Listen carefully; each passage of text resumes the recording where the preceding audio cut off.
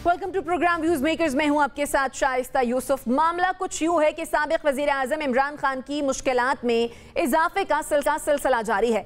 आज पहले खातून जज को धमकी केस में इमरान खान की नाकाबिल जमानत वारंट गिरफ्तारी जारी हुए और अदालत ने 29 मार्च को उन्हें गिरफ्तार करके पेश करने का हुक्म दिया।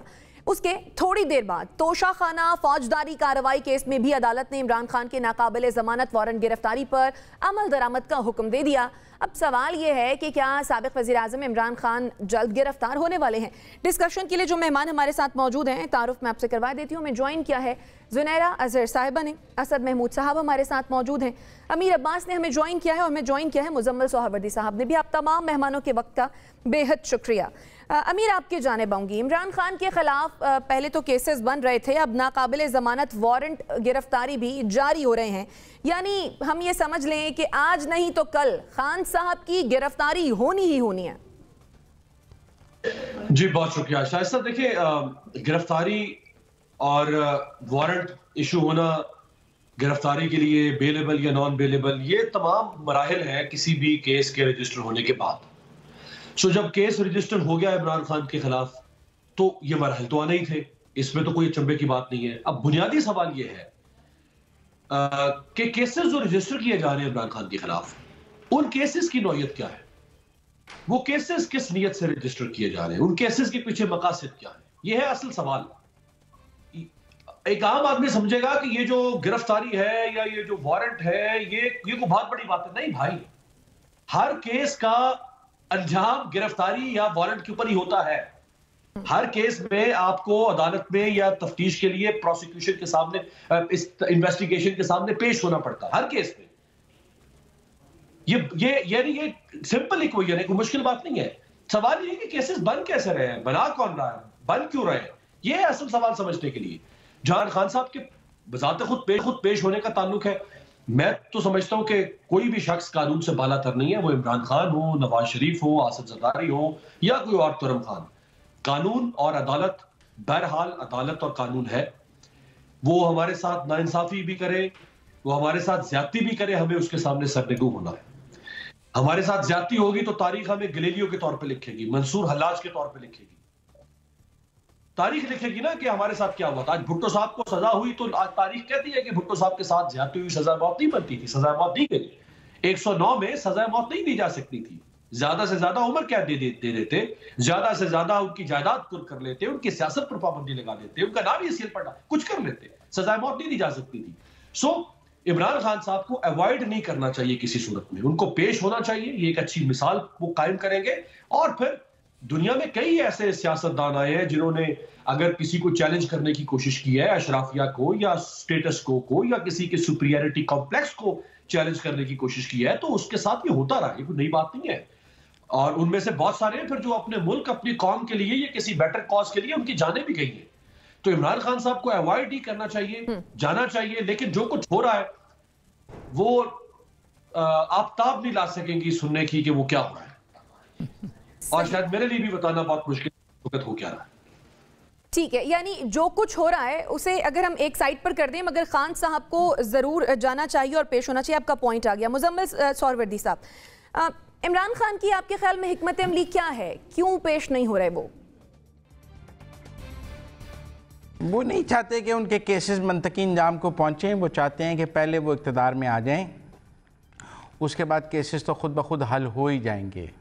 लिहाजा उनका ख्याल है कि इलेक्शंस तक किसी न किसी तरह इन तमाम केसेस को लटकाया जाए, इनमें फ़र्द जुर्म आयद ना हो सके। और जो स्ट्रेटजी दूसरी तरफ PDM की भी थी, जब उन पर केसेस थे, वो भी नहीं चाहते थे कि उनकी केसेस अपने इख्तिताम को पहुँचें और वो कुछ हो। सिर्फ एक नवाज़ शरीफ का केस इख्तिताम को पहुंचा, वो भी सुप्रीम कोर्ट ने मॉनिटरिंग जज लगाया और उस मॉनिटरिंग जज की मरहून मिन्नत वो केस मुंतकी इंजाम को पहुंचा। वरना यहाँ किसका केस मुंतकी इंजाम को पहुंचा है? सब ने अदालती निज़ाम का मजाक उड़ाया है, सभी तारीख पर तारीख लेते हैं, वारंट पर वारंट लेते हैं और इस तरह पाकिस्तान के अदालती निज़ाम का मजाक बनाया जाता है। ये सोचने की बात तो पाकिस्तान की अदलिया के लिए है कि वो कब तक इस तरह अपना मजाक बनवाते रहेंगे, कब तक केसेस को इस तरह अल्तवा में डालते रहेंगे, कब तक तारीख पर तारीख का खेल चलता रहेगा, वारंट पर वारंट का खेल चलता रहेगा। क्यों नहीं अदालत की रिट ऐसी कि मुलज़म उसके सामने पेश हो सके और उनको बार बार वारंट, फिर अगली अदालत से मुअत्तली, फिर पहली अदालत से वारंट, फिर अगली अदालत से मुअत्तली। ये एक किस्म का ज़िग-ज़ैग सा खेल है जिससे जो पाकिस्तान के अदालती निज़ाम का मजाक उड़ाया जा रहा है। पहले भी उड़ाया गया है, कोई इमरान खान साहब पहले शख्स नहीं है जो ये मजाक उड़ा रहे हैं, इससे पहले भी सब सियासतदानों ने उड़ाया है। सिर्फ उन्हीं सियासतदानों को अदालतों से सज़ा हो सकी है जिनको एस्टैब्लिशमेंट ने चाहा है कि इनको माइनस कर दिया जाए। जिनके पीछे एस्टैब्लिशमेंट पड़ गई उनको सज़ा हुई, वरना किसी को सज़ा नहीं हुई है। और वो सब ने ही टाइम गेन किया है और सभी केसेस से बचे हैं। हमने आसिफ जरदारी साहब को देखा, 8 साल वो जेल में रहे लेकिन कोई सज़ा नहीं हुई। 8 साल बाद वो बिल्कुल बेगुनाह अदालत से बाहर आए और उन्हें कोई सज़ा नहीं हुई, वो कन्विक्ट नहीं थे, हालांकि आपने 8 साल उन्हें जेल से बाहर नहीं आने दिया। इसी तरह बाकी सियासतदानों की भी यही बात है कि वो उन्होंने जेल तो काटी है लेकिन सज़ा नहीं हो सकी। आज इमरान खान साहब की भी यही कोशिश है कि जो मेरे ऊपर केसेस हैं उनका फैसला ना हो सके। वो ये नहीं कह रहे कि ये केसेस झूठे हैं, मेरा जल्दी से ट्रायल करें, मैं बरी हो जाऊंगा। हालांकि इस मुल्क की अदलिया उनके साथ खड़ी है। दूसरे फरीक का तो मौक़िफ़ ही ये है कि उन्हें गैर मामूली इंसाफ मिल रहा है, उनके साथ गैर मामूली सलूक हो रहा है, लाडले का सलूक हो रहा है। लेकिन इसके बावजूद इमरान खान साहब अपने केसेस के ट्रायल के लिए तैयार नहीं है। कहीं ना कहीं उन्हें लगता है कि कोई मिसहैप भी हो सकता है, केसेस कहीं इतने नाटशल भी हो सकते हैं कि सजा हो जाए, लिहाजा वो रिस्क नहीं लेना चाहते। नहीं तो फिर अगर वो लाडले तो करना चाहते हैं लेकिन वो अदालत में नहीं पेश होना चाहते। खतरा कैसा मुजम्मिल साहब? बहरहाल ये दो मुख्तलिफ बातें, आपका पॉइंट आ गया सुनहरा। जिस तरह से मुजम्मिल सोहरावर्दी साहब ये कह रहे हैं कि खान साहब इलेक्शंस तक ड्रैग कर रहे हैं मुकदमात, आपके ख्याल में अगर तो वो वाकई कर रहे हो तो ये स्ट्रेटजी दुरुस्त है? इस वक्त वो जो भी स्ट्रैटेजी अपनाए वो दुरुस्त ही होगी। उसकी वजह ये है कि जो दूसरी तरफ से उनके ऊपर स्ट्रैटेजी अप्लाई की जा रही है उसमें भी कोई कसर नहीं है। और जैसे अमीर ने कहा उसके ऊपर हम ज़्यादा बात भी नहीं कर सकते। आज जो मज़ीद एक FIR उनके ऊपर काटी गई है जिसमें उनका डॉक्टर यास्मीन राशिद का नाम है ज़िले शाह के कत्ल के हवाले से, वो उस एक ही कत्ल में दूसरी FIR है। So it's a total of around 77-78 cases against him now. एक FIR काफ़ी होती है अगर किसी ने ठान लिया हो कि किसी को ठिकाने लगाना है उसके लिए। और जुल्फ़िकार अली भुट्टो ने उस एक FIR को ईजी लिया था, he was so sure about it कि क्योंकि उन्होंने ये किया ही नहीं है तो कहीं साबित नहीं हो सकेगा, लेकिन उसी FIR ने उनको गैलोस तक पहुंचा दिया।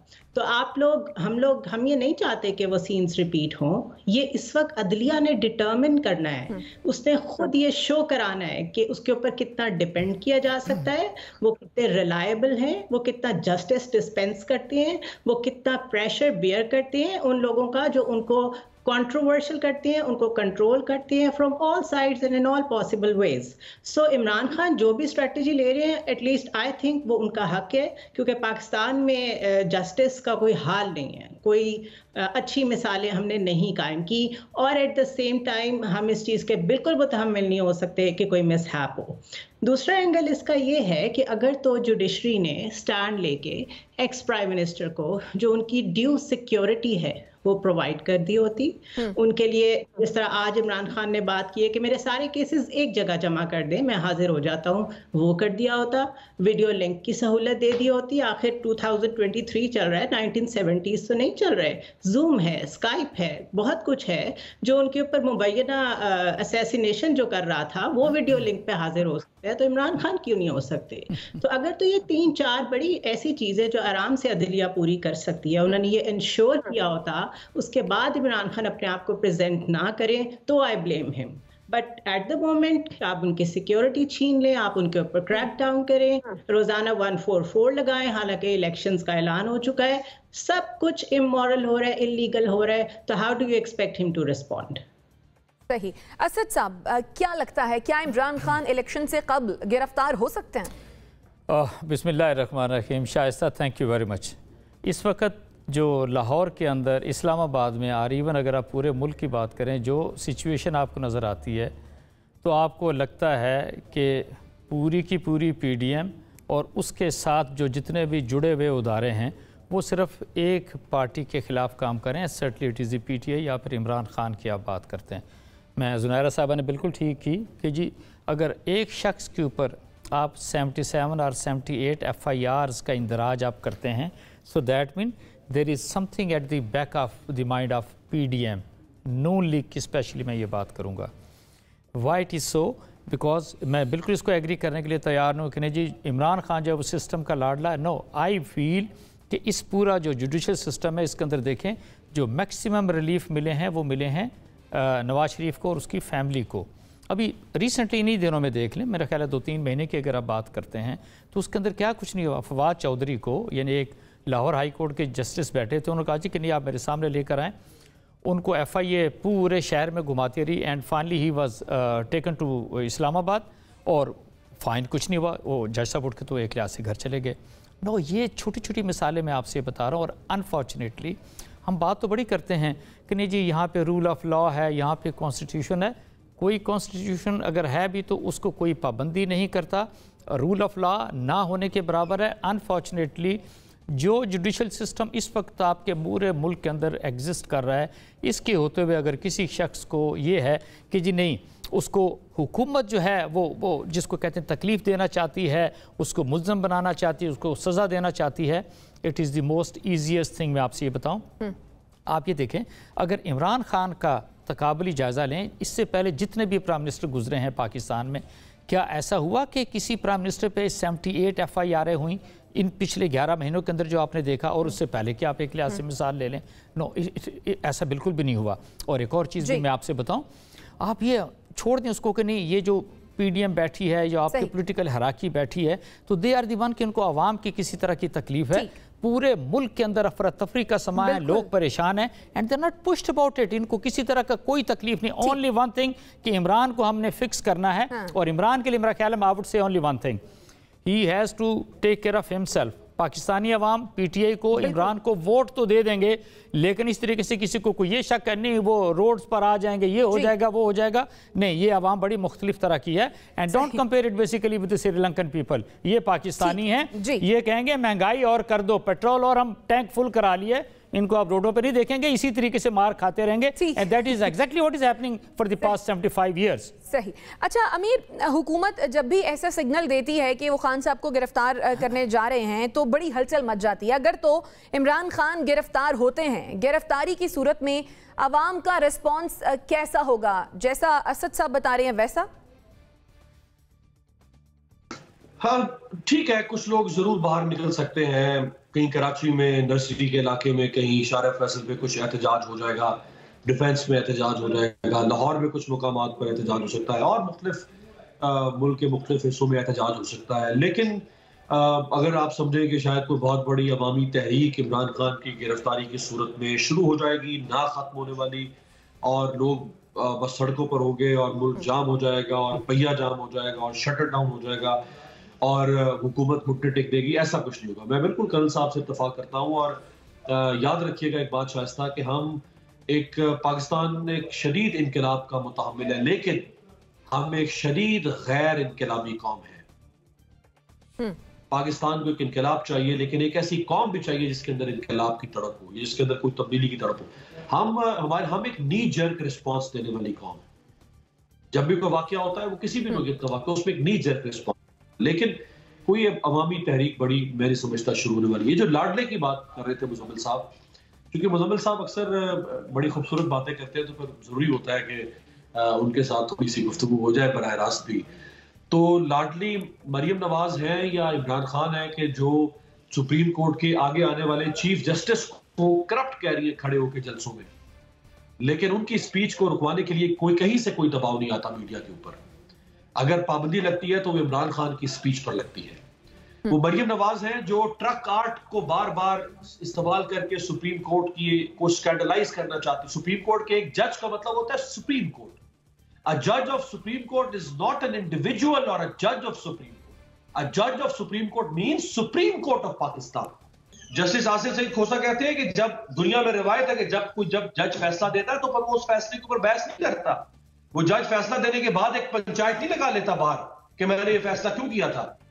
ठीक है, आपका पॉइंट आ गया। जी मुजम्मिल साहब। देखें, पहली बात तो ये कि जब कोई फ़ैसला आ जाता है तो फिर वो आवाम की अदालत में आ जाता है। आप अदालती फ़ैसलों पर तबसरे भी कर सकते हैं, उनके हक़ और ख़िलाफ़ राय दे सकते हैं। जब तक मुकदमा ज़ेर समात है तो हम कहते हैं कि सब जुडिस है, लेकिन एक दफ़ा जब जज ने फ़ैसला दे दिया तो उसके बाद आप पाकिस्तान में कोई ऐसा कानून नहीं है कि आप उस फ़ैसले पर तबसरा ना कर सकें कि ये अच्छा फ़ैसला है, ये बुरा फ़ैसला है, ये कानून के मुताबिक है, ये आइन के मुताबिक है, इसमें ये नकाइस हैं। और ये पूरी दुनिया में होता है कि फ़ैसलों पर तबसरे और फ़ैसलों पर तजिया किया जाता है। अगर किसी को कोई बुरा लगता है किसी जज को कि उसके दिए हुए फ़ैसले पर राय दी जा रही है, तो उस जज साहब को समझना चाहिए कि फ़ैसला अब आवाम की अदालत में पहुंच गया है। लोग जैसे भुट्टो का फैसला आवाम की अदालत में है, लोग समझते हैं अच्छा है या बुरा है। फांसी तो लग गई है, अमीर अब्बास साहब ने कहा, लेकिन फैसला तो आवाम की अदालत में मौजूद है। नवाज शरीफ का नाअहली का फैसला आवाम की अदालत में मौजूद है। अदालत उसको गलत करे सही करे, अगर लोग वोट डालते हैं तो वो मुस्तरद हो जाता है। तो इसलिए एक तो ये बात बिल्कुल गलत है कि जी आप अदालती फैसलों पर तबसरा नहीं कर सकते। अदालती फैसले जब आ जाएं उन पर हर किस्म का तबसरा हो सकता है। उन जजेस के कॉन्डक्ट पर भी तबसरा हो सकता है। कोई जज मुकद्दस गाय नहीं है, अगर उसने गलत फैसला दिया है तो ये बात होगी कि फलां जज ने गलत फैसला दिया। आपका पॉइंट आ गया, आपके ख्याल में जो भी फैसला है उस पर तबसरा किया जा सकता है। असद साहब भी कुछ ऐड करना चाह रहे हैं। जी असद साहब। हाँ हाँ बिल्कुल। देखे ना, नून तो मेरा ख्याल है अगर या मरियम की बात करते हैं या उनके वालिद की बात करते हैं, ये तो शुरू से ही आपने देखा कि जिस तरीके से इन्होंने जुडिशरी को मशक़े सतम बनाया, एक लिहाज से मैं कहूँगा आपसे, जिस तरीके से वो क्रिटिसाइज़ करते रहें। और हुआ बीच में ये है कि इनके ऊपर किसी तरह का कोई किसी की ना भवें उठी, ना कोई किसी तरह की कोई पकड़ आई, तो नेचुरली वो आज़ादी तो आपको नज़र आती है। इवन देखें ना अभी जिस तरीके से, बिल्कुल मैं I tend to agree with Amir कि जी सुप्रीम कोर्ट के कोई भी जस्टिस हैं, he himself is not alone, he himself is actually the supreme court. और आप ये देख लें जिस तरीके से, यानी इट इज़ नॉट ओनली आप ये कहें जी कि सिर्फ तनकीद की है, वहाँ पे सिटिंग चीफ जस्टिस साहबान जो सुप्रीम कोर्ट के हैं उनकी पिक्चर्स लगाई गई हैं और पिक्चर्स के ऊपर उनकी तरफ इशारे कर करके डिस्कशन की गई है। Nowhere it happens. और हम ये बात करते हैं कि हमारी एक डेमोक्रेटिक कंट्री हैं या फिर यहाँ पे जमहूरियत है। आई वुड से कि किस तरह की जमहूरियत है। एक और चीज़ मैं आपसे बताऊँ, मैंने अभी आपसे बात की थी जी कि जितनी भी पोलिटिकल पार्टीज़ हैं उसको देख लें कि क्या आपको को नज़र आता है कि वाकई अगर इस मुल्क के अंदर इस वक्त इतनी गंभीर सूरत हाल है, आप यकीन मानिए Shaista, you move out, you talk to the people, और हर शख्स के चेहरे के ऊपर सवाए परेशानी के आपको कुछ नजर नहीं आएगा। They don't know actually what is going to happen.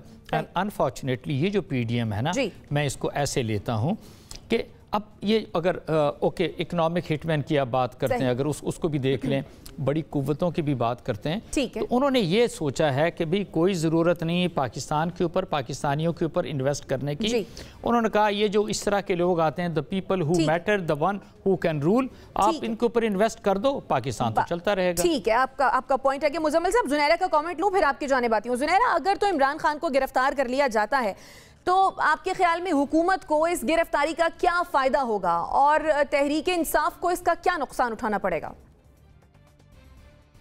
देखिए, इमरान खान को चाहे इस वक्त अरेस्ट करें या ना करें, उनके वोट बैंक को और लोगों को कोई फर्क नहीं पड़ेगा। जिस पिक के साथ डेमोक्रेसी को ओन कर रहे हैं लोग, जिस तरीके से लोग कॉन्स्टिट्यूशन के बारे में अवेयरनेस लेके बाहर निकल रहे हैं, मेरे ख्याल है जब ओनरशिप लोग ले लेते हैं ना, तो फिर ये जो कॉस्मेटिक चीज़ें होती हैं कि अरेस्ट कर लेंगे, ये कर देंगे, वो कर देंगे, ये खुद ही अनडू होना शुरू हो जाती हैं। ठीक है, वक्ती तौर पे एक धचका ज़रूर लगता है, वो एग्रीएबल, लेकिन उसको डेटर करने के लिए अगर इतनी बड़ी फोर्स मौजूद हो कि आप एक्सपोज हो चुके हो, the system has been expose to the people कि यहाँ हो क्या रहा है, यहाँ खेल क्या खेला जा रहा है, कि आपने एक शख्स को इतने अरसे से स्मीयर कैंपेन का निशाना बनाया हुआ था तोशा खाना के केस में, और अभी सिर्फ 2002 से अब तक का खुला है, तो उसमें सबने हाथ धोए हुए हैं, किसी ने अनानास का टिन तक नहीं छोड़ा।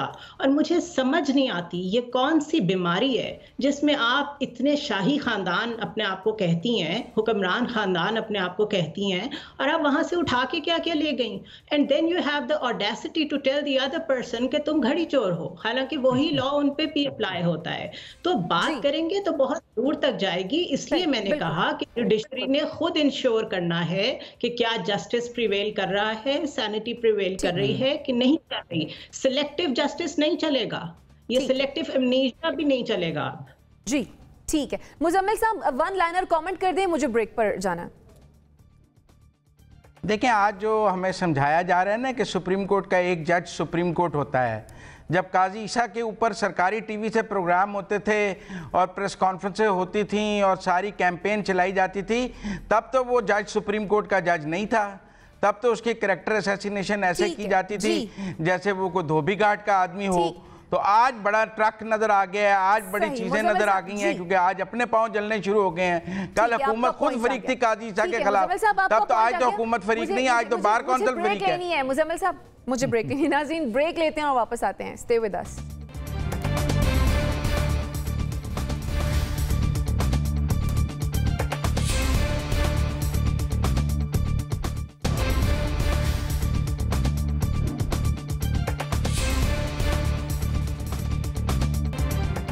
Welcome back after the break. Toshakhana का 21 साला रिकॉर्ड जारी हो गया है, जिसके बाद हर तरफ बहस और मुबाहिसे हो रहे हैं कि जिसको जब जब मौका मिला वो तहाइफ को बराए नाम कीमत अदा करके अपने साथ ले गए। अब सवाल ये है कि अशराफिया मुल्क को मिलने वाले तहाइफ को अपना क्यों समझती है।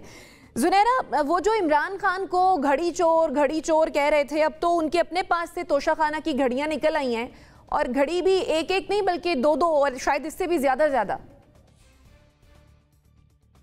देखिए, इससे आप 2-3 आराम से चीज़ें डिड्यूस कर सकती हैं। एक तो ये कि पाकिस्तान को इतने महंगे तोहफे क्यों दिए जाते हैं। इंटरनेशनली ऐसे तोहफे कहीं नहीं दिए जाते।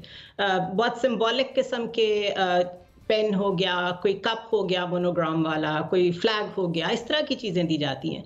ये हमें जेवरात और BMWs, मर्सिडीज बेंज और ये घड़ियाँ ये हमें क्यों दी जाती हैं? ऑफ कोर्स इसकी फिर हम प्राइस भी पे करते हैं through our policies which are compromised. Number 2, Lahore high court का ये जो हुक्म था, ये था कि 47 से अब तक का सारा रिकॉर्ड पब्लिक किया जाए। वो नहीं किया गया, 2002 से अब तक का किया गया है।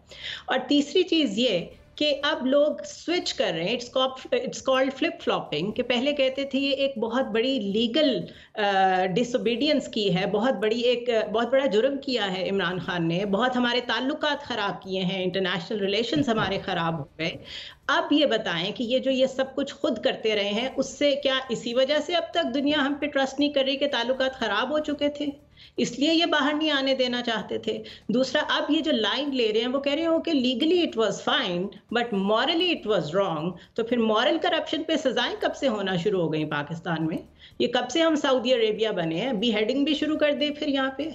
तो मेरा मतलब है they have been exposed to a level कि पाकिस्तान को ये जो बीमारी है एलीट कैप्चर की, इसमें कौन नहीं आता। Even the military secretary of the prime minister has taken a watch, और वो इस वक्त नैब के नए सरबराह हैं। उनसे आप क्या उम्मीद रखेंगे कि वो किन केसेस पे हाथ डालेंगे? You scratch my back, I scratch your back. That is the policy. और हम लोग बिकते किन चीज़ों पे हैं? अनानास के टेंस पे, घड़ी पे, गाड़ी पे, मतलब काओ का statue. For God's sake, raise your level at least. मतलब मैं तो हैरान, embarrassed हूँ। मतलब कम ऑन, मतलब अभी ये लोग निकले ना, लोगों में निकले और फेस करें ये सब कुछ। हम लोग तो जो आम आदमी की बात करते हैं कि वो भूख में क्राइम करता है, वो तो फिर जस्टिफाइड है। इन लोगों के पेट कब भरेंगे? That is the real question. जी सही। अच्छा असद साहब, ये जो 21 साला रिकॉर्ड आया है सामने, ये 21 साला ही क्यों? इससे पहले का रिकॉर्ड क्यों सामने नहीं लाया? मेरा ख्याल है कुछ है जो छुपाया जा रहा है। मैं इस एंगल से भी बात करूंगा कि मेरा ख्याल है ये कोई अल्लाह ताला की तरफ से कोई सो मोटो नोटिस ले लिया गया है कि तोशा खाना में इनके सब के आप चेहरे जो वो काले होते हुए देख रहे हैं। I am really surprise. बिल्कुल जुनैरा ने ठीक बात की है कि ये किस तरह के दावे कर रहे थे, घड़ी चोर, ये हो गया, वो हो गया। और आप इमेजिन करें what have they been doing. बिल्कुल ठीक है, अन्नास के अलावा भी आप देख लें, ये छोटे लोग थे, छोटे जहन के लोग थे, और ये इसी तरह की चोरियां करते रहे, ये बिकते रहे, ये अपना ज़मीर बेचते रहे। And that is actually now in front of every Pakistani कि ये है आपके लोग जिनको आप वोट देते हैं और आप इनको इलेक्ट करते हैं। हकीकत में मैं आपसे ये बताऊं, और देखें ये यहाँ बात रुकने वाली तो है कोई नहीं। ये जो लूट मार हुई ना 88 से लेके तो 99 तक, आई वुड से कि ये ज़रा चीज़ें शाइस्ता सामने आने दें। आई वुड से कि मैं कहता हूँ कि वाकई पाकिस्तानी जो है ना वो परेशान हो जाएंगे कि ये these are the type of people जो हमें एक लिहाज से रूल कर रहे हैं। 88 से लेके 99 तक तो इन्होंने क़यामत बर्पा किए रखी इन दोनों पार्टीज़ ने, पीपल्स पार्टी ने भी, नून लीग ने भी, और सर्टली एक लिहाज से जो उनके साथ आता था। एंड डेफिनेटली आई एग्री कि 1947 से सारे का सारा रिकॉर्ड सामने आना चाहिए। अच्छा, इट डजंट हैपन। यानी आप अगर थोड़ा पड़ोस में चले जाएं, इंडिया की अगर आप बात करें, इस तरह की कोई चीज़ नहीं आती। नरेंद्र मोदी पे किसी तरह का कोई इल्ज़ाम नहीं लगता। No, why it is basically only on Pakistani is why because they are shelf के ऊपर ये बिकते हुए लोग हैं। ये हम अपने पाकिस्तानी पॉलिटिशियंस की बात करते हैं, yes they have a cost, आप इनको एक्चुअली खरीद लें, लेकिन इससे भी ज़रूरी चीज़ अब ये है, ये देखिए अब इन्होंने आया, ये जो दो सारी चीज़ें उठाई, पैसे पे किए, आया उन्होंने अपनी टैक्स रिटर्न्स उसके अंदर वो दिखाई कि नहीं पैसा कहाँ से आया था, आया उन्होंने टैक्स रिटर्न में उसको शो किया। अच्छा, मैंने ये सेकंड राउंड में आपके जाने आती हूँ, अभी बाकी एनालिस्ट की राय भी ले लेती हूँ। अमीर अब्बास, जिस जमाने में मेहरान 8 लाख रुपए की होती थी, उस जमाने में मर्सिडीज बेंज जो है वो 6 लाख रुपए की ली है नवाज शरीफ साहब ने। ये जो कीमतों के तायुन का तरीका कार है, आपके ख्याल में ये ठीक है? मुजम्मिल साहब देखें, मैं कुछ ज़्यादा, एक तो मैं ये समझता हूँ कि जिसने भी तोशाखाना से तवाइफ लिए हैं सबको 62(1)(f) के तहत ताहयात नाअहल कर देना चाहिए। ये हुक्मरानी के काबिल ही नहीं है। जो हुक्मरान रहा है, वज़ीर रहा है, जो उस भी ओहदे पे रहा है और उसने तोशाखाना से सस्ते तहाइफ लिए हैं, उन सब को 62(1)(f), क्योंकि अगर आप अकामे पे नाअहल कर सकते हैं, आप और चीज़ों पे तौहीन अदालत पे कर सकते हैं नाअहल यूसुफ रज़ा गिलानी को, तो फिर ये तहाइफ लेने पे भी 62(1)(f) लगना चाहिए। लोग सादिक और अमीन नहीं रहे हैं। ये मेरा पहला इब्तदाई मौक़िफ़ है। इससे पहले कि मैं कोई और बात कहूँ और आप उस कहें कि मैं किसी का दिफा कर रहा हूँ, मेरा प्रिंसिपल स्टांस यही है कि जिसने भी तोहफ़ा लिया है इस जगह से और उसने कम पैसों पे लिया है, उसको हक़ हुक्मरानी नहीं रहा इसके बाद पाकिस्तान पर, और उन पर आइंदा सियासत का और हक़ हुक्मरानी की पाबंदी होनी चाहिए, इर्रिस्पेक्टिव वो मेरी घड़ी मेरी मर्ज़ी है या तेरी घड़ी तेरी मर्ज़ी है या उसकी घड़ी उसकी मर्ज़ी है। जिसकी भी मर्ज़ी है, अगर उसने ले लिया है तो बस यही उसकी कीमत थी कि उसने ले लिया है। अब वो घर जाके आराम से बैठे, मज़ीद हक़ हुक्मरानी उसे नहीं होना चाहिए, पहली बात। दूसरी बात यह है कि मैंने भी बड़ा हैरान हुआ कि 2008 में तो नवाज शरीफ वजीर आज़म नहीं था। अच्छा मुजम्मिल साहब, ये जो दूसरी बात है ना, ये दूसरी बात आप दूसरे राउंड में कर लीजिएगा मुझे, क्योंकि मेरे पास थोड़ा वक्त कम है। क्योंकि आपका सवाल यही था ना। मैं जी मैं कह रही हूँ दूसरे राउंड में आपकी जानिब आऊंगी। अमीर देखिए, मैं कभी कभार मौका मिलता है मुजम्मिल साहब से इत्तेफाक करने का, और आज तो मैं उनसे भरपूर इत्तेफाक करता हूँ। ये काम करवाने में कमाल हो गया। जिसने भी तोशाखाने के इस बदबूदार अशराफिया को फायदा पहुंचाने वाले कानून और डिस्क्रिमिनेटरी लॉ से फायदा उठाया है, जिसने भी उठाया उन सबको नायल कर दे। हमारी जान छूट जाएगी एक बहुत बड़े तबके से, वैसे तो छूटती नहीं, इसी तरह जान छूट जाएगी इस कौम की। असल में तो ये इमरान खान साहब ने भी इसमें बड़ी मायूसी का और एक बड़े, मैं समझता हूँ एक छोटे का मुजाहरा किया। उनको चाहिए था कि वो आते साथ ही इस किस्म के कवानीन को स्ट्राइक डाउन करते, खत्म कर देते, totally demolish dash to the ground. लेकिन उन्होंने भी फायदा उठा लिया। अच्छा, उन्होंने एक अच्छा काम जरूर इसमें कर दिया कि पहले ये सारा कुछ मिलता था 15% अदायगी पे, उसके बाद फिर ये 20% अदायगी पर हो गया। इमरान खान साहब ने इसको दिसंबर 2018 के बाद 50% अदायगी पर कर दिया। तो जो तहफ़ उन्होंने और उनके दौर में बहुत सारे उनकी काबीना के लोगों ने लिए, वो 50% पेमेंट से लिए। लेकिन अगेन मैं समझता हूं कि ये 50% क्यों भाई? एक चीज अगर बाहर 100 रुपए की है तो आप 50 रुपए में क्यों खरीदें? क्या आपकी और इस बाकी कौम के डीएनए में कोई फर्क है? क्या आपका बोन मैरो कुछ ज्यादा अजीम है और बाकियों का बोन मैरो कोई कमतर है? आप किसी खास सैयारे से उतर के जमीन पर आए और बाकी जो है वो शूदर है, आप ब्राह्मण है, क्यों भाई? ठीक, जो ये असेस्ड वैल्यू लगाई जाती है, ये भी बहुत बड़ा फ्रॉड है। ये असेसमेंट कौन करता है? ये असेसमेंट करता है ब्यूरोक्रेट बैठ के। वो जिस गाड़ी का आप मुझसे सवाल कर रही थी, वो 42 लाख रुपए की उसकी मालियत लगाई गई 2008 में BMW। तो 42 लाख रुपए की BMW कहां से आती भाई? लेकिन जो असेसमेंट उन्होंने खुद की 100 रुपए की चीज की कीमत लगाई 50 रुपए, फिर 50 रुपए पे कहा कि 20% दे के खरीद लेंगे और 10 रुपए में 100 रुपए की चीज 10 रुपए में खरीद। तो मिले हुए आपस में सारे हुक्मरान, ब्यूरोक्रेट, और ये तो शुक्र है कि किसी तरह ये सामने आ गया सारा काला धंधा। ठीक है, ठीक है, आपका पॉइंट आ गया। नाज़रीन, छोटी सी एक ब्रेक लेते हैं और फिर वापस आते हैं। स्टे विद अस।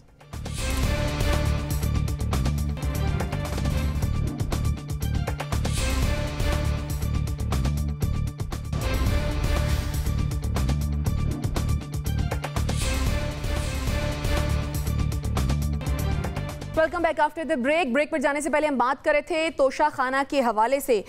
तो फिर असद साहब, हम ये तस्लीम कर लें कि एक ही सफ में खड़े हो गए महमूद याज? जी बिल्कुल ऐसा ही है, और इसके अंदर इट इज़ नॉट, क्योंकि पॉलिटिशियंस तो ऐसे हैं ना कि डेफिनेटली वो करप्शन तो करते हैं और मुश्किल सितम भी बनते हैं, उन पर क्रिटिसिज्म भी होता है, लेकिन उससे हट के भी बड़े लोगों ने, मैं समझता हूँ, इस बहती गंगा के अंदर हाथ धोए हैं।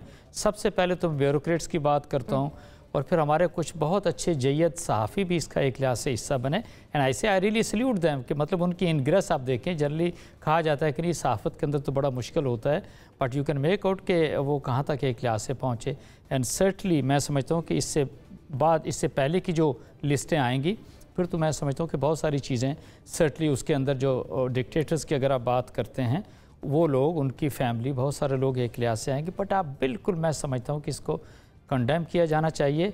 And yes I tend to agree with Suhrawardy साहब कि बिल्कुल ये कोई तरीका नहीं है कि आप एक कीमत भी कौन ब्यूरोक्रेट लगाता है, और उसके बाद फ़र्ज़ करो चीज़ की कीमत 1 करोड़ है, वो कहें जी नहीं इसकी तो वैल्यू 20 लाख है, उस 20 लाख का भी आप 50% तो अब हुआ है, 20% होता था, इससे भी कम पे। फिर एक और चीज़ मैं आपसे बताऊँ, यानी 3 गाड़ियां जो हैं वो तो जरदारी साहब ने और एक गाड़ी जो है वो नवाज शरीफ साहब ने ली है, विच इज़ जिसको कहते हैं किसी तरह के रूल्स के अंदर ये मौजूद ही नहीं है। But fine, they are the one who are the rulers and they can violate the rules and there is no one to check them. यही सिचुएशन आपको एक्चुअली नजर आती है। जी जुनैरा, सिर्फ फिर सियासतदान ही क्यों, क्या जो बाकी लोग हैं जिनको तोशा खाना के तहाइफ मिलते हैं, क्या उनका रिकॉर्ड भी पब्लिक नहीं किया जाना चाहिए? देखिए, अक्रॉस द बोर्ड होना चाहिए। मतलब व्हाई ओनली पॉलिटिशियंस? जजेस का क्या है? उनको वैसे ही मैं तो कहती हूँ ओपन करें कि पेंशन्स कितनी होती हैं, लाइफ टाइम पेंशन्स मिलती हैं इनको, क्या वो जस्टिफाइड है? जिसको पेट्रोल मिलता है, जिसको इलेक्ट्रिसिटी फ्री मिलती है, ये सारी चीज़ें, जिसको प्लॉट्स मिलते हैं, ये सब कुछ ओपन होना चाहिए। बिकॉज ये नहीं हो सकता कि आप कौम को तो ये बता रहे हो कि हम दिवालियाँ हो रहे हैं, आप तैयार हो जाएं, बहुत मुश्किल टाइम आने वाला है, लेकिन खुदा पेश कर रहे हो। वैसे आपके बच्चे पाकिस्तानी नेशनल नहीं है, लेकिन चीज़ें खरीदने के लिए वो पाकिस्तानी नेशनल बन जाते हैं। तो इसलिए मेरे ख्याल है इसको एक एपिक एक्सपोजे समझना चाहिए, जो मेरे ख्याल अल्लाह ताला की तरफ से हो गया, वरना हमारे सिस्टम ने तो कभी ऐसी चीजें बाहर नहीं आने दी। तो ये जो इस वक्त हम डिफॉल्ट के करीब हैं, and by the way Washington is not talking to us, Washington is not telling IMF और एनी लेंडर के पाकिस्तान की हेल्प करें। इनसे ये सब चीजें लें, इन्हें बेचें, टैक्स बेस वाइड करें और इस मुल्क का भला सोचें और इन सबको किक आउट करें इस सिस्टम से वंस एंड फॉर ऑल।